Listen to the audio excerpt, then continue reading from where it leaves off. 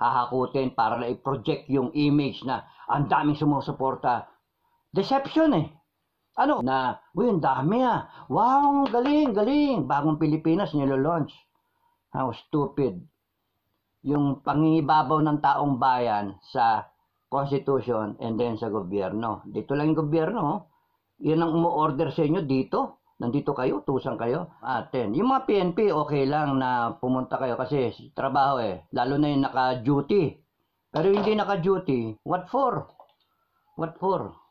Ito nga mga kababayan, bago natin ituloy ang video na ito, kung bago ka lang sa aking YouTube channel baka pwede makahingi ng like at subscribe at click mo na rin ang notification bell para updated ka sa aking nilalabas na bagong video. Salamat po. Yung para bukas na may memo daw na kinakailangan umattend ang mga tao, ang mga government employee. So sige lang, attend lang kayo kung gusto ninyo. Ngayon kung ayaw ninyo, wag kayo umattend kasi linggo yan eh. Bukas linggo, di ba? So, you know, if I am in government, I will not attend. Bakit? May linggo eh. Magsisimba ako. Sino ba kayo para diktahan ako kung anong gaano gagamitin yung linggo ko? Natakutin nyo ako, nasa gobyerno ako kasi gusto nyo makibagay ako. No, it doesn't work that way. Hindi matinong gobyerno yung ganon. Kaya kung kayo, magpapakatakot kayo, sige, continuous kayong tatakutin ng gobyerno. Ang dapat dyan, sabihin nyo, huwag kayo maten. Ganun lang, kasimple yun. O ano, gagawin nila, kakasuhan kayo? O di sige, kasuhan nyo ko and then you use that as evidence. Because there's nothing sa batas natin na kahit yan may memo, paano yun, nagde-defy ka? Linggo eh. Oras para sa pamilya, oras para sa simba. Ano, mas mahalaga sila sa pamilya mo? Mas mahalaga sila kaysa sa simbahan? No. Sa inyo yun, kung kayo gusto nyo maten kayo. Pero kung sa tingin nyo, feel nyo, ayaw nyo maten, huwag kayong maten. At you do it individually and collectively. You protect each other. Ganun lang yun. You text each other, you call each other, you message each other, Facebook or whatever, no? You communicate and then, attend tayo, hindi. Kasi kung ako yan, kung akong inyong head, anong bisor, hindi ako, huwag na kayo matin. O, diba? Kung di kayo, sino? Any volunteers dito, yung sacrificial lamb. Hindi, pero ano yan, sipsipan. Nakakaloko. Because the government needs to project power, needs to project support na ito, ang dami pang matin. Bagong Pilipinas, diba? Bagong muka. Grabe, no? How we have reverted back to our old ways, no? Hakot. There was a time na kinakaasaran na natin yung hakot-hakot mentality ng mga politika, no? Ng politiko. Hahakutin para na i-project yung image na ang daming sumusuporta. Deception eh. Will you be instrument of deception? Na lulukoy nila yung ibang Pilipino na so gullible na ang daling utuin na, uy, ang dami ah. Wow, galing, galing. Bagong Pilipinas nilo-launch. How stupid. Tapos na tayo doon. At kayo, tayuan ninyo. Ayaw ko, wag. Ayoko, hindi ako attend. Yung ganun ba? And then, sige, kasuhan nyo ako. Tanggalin nyo ako sa gobyerno. Demanda ko kayo. Because you are protected also by the Constitution. Everyone has a right to religion. Pakita nyo yung pangingibabaw ng taong bayan sa Constitution and then sa gobyerno. Dito lang yung gobyerno. Yan ang umu-order sa inyo dito. Nandito kayo, tusan kayo. Kahit kayo nasa gobyerno, they cannot compel you to do their bidding. Yung to submit to their mga kalokohan. Kaya nasa sa inyo yon. Okay? Ano pa ba ang aking message? So, yun yung ano ko. Kasi nakalimutan ko sabihin kanina yung kasi worried na worried itong mga tao sa gobyerno. Yung mga PNP, okay lang na pumunta kayo kasi trabaho eh. Lalo na yung naka-duty. Pero hindi naka-duty, what for? What for? para ipakita, para mag-instrumento ko yun. Well, anyway, natatawa ako kasi nakikinig sila sa advice ko. Oh, meron kaming manifesto, huwag niyo kami papakialaman ha. Pirma-pirma lang, kahit kami mabagal lang, 100 lang isang araw. That is sa 365 days, mga 00. 36,500 na katao lang sa isang taon. O de sa 10 taon, 365,000, 10 taon. Tapos na si BBM nun. Hanggang 2028 lang siya. 4 more years, no?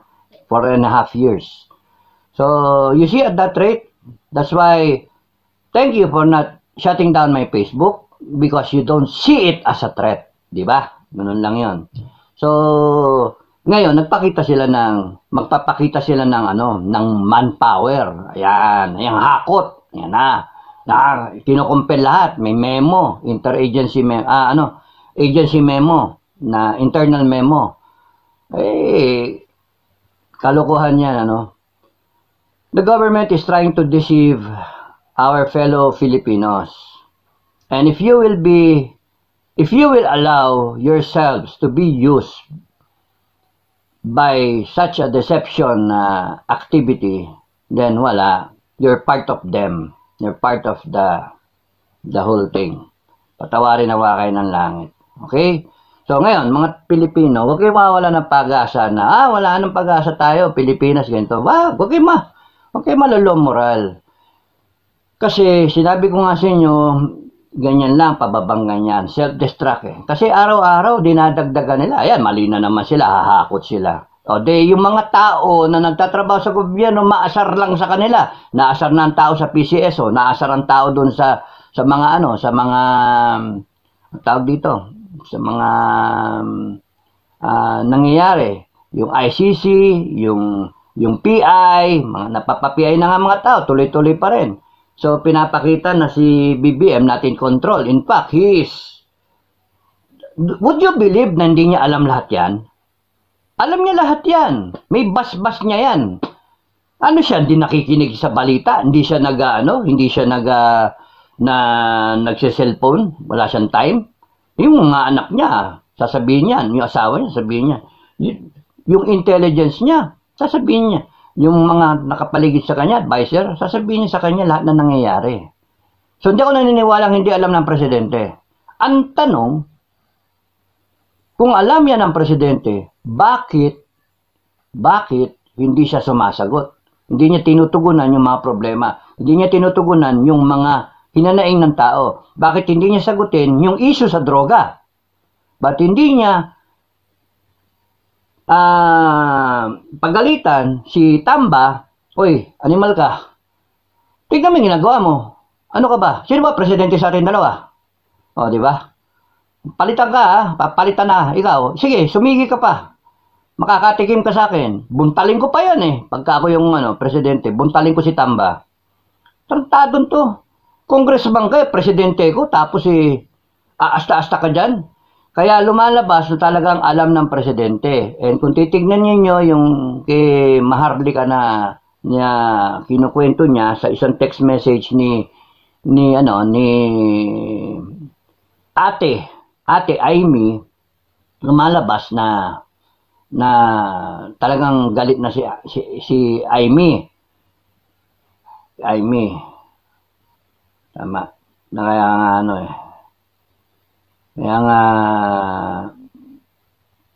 ang problema niya parang yung kanino, di ba? Duterte o kaya Marcos. Tapos noon, sa pan-level, kapatid niya, si Tamba versus si yung tao. Sarili niya, tao, di ba? So, nahirapan si Senator Ate na kung paano. Pero ngayon, medyo nagpapakita na siya na parang malinaw na yung kanyang tatahakin na landas. Pero ang tanong, is it too late? Or is it just in the nick of time? Tinaano na nga niya, parang tinatakwil na nga niya na kapatid niya. Hindi yan anak ng ama ko. Imagine. Parang ang dating ano ba si BBM? Magpa-DNA ka nga para malaman Pa-DNA ka, hindi lang drug test, pati DNA testing para ikaw ba talaga si ano? Magkadugo ba talaga kayo? Grabe naman. Ano ba 'yung nangyayari sa atin? Ang kwento, no? Okay, so wag kayong mawala ng pag-asa because in all of these things na nangyayari, all the more na nakikita natin dapat na God is in control. God is in control. Nagmamasid lang siya nitingnan. Oh, kaya niya pa yan, kaya niya pa yan. Wala yan. Wala yan. Di pa nga kayo pinapako sa krus eh. O, di ba? Wala yan. Kasi pagka ako ang nagalit, yari kayong lahat na mga walang ya kayo. Yari kayong lahat. You will face the wrath of God. Sa ngayon, yan nyo. You can still manage up within yourselves, no? If you want change, Filipino people, you stand up and then you exercise your sovereign will. Ano? Vox populi, vox Dei. The will of the people is the will of God. Di ba? So, you exercise your will. Nakaganyan lang si Lord sa langit, nanonood. Pero kung dumating sa punto na magpapatayan na, pinapatay ng taong bayan, because, kunyari, nakurap yung armed forces o yung PNP or merong force sila na talagang sinusuppress na kayo na ginaganyan na lahat, papasok na langit doon. Di ba? Sa ngayon, relax lang kayo. Kami, hindi pa kami kumikilos eh. Kung nagustuhan mo ang ganitong video, huwag kalimutan ang magkomento kung ano ang saloobin mo. Salamat po.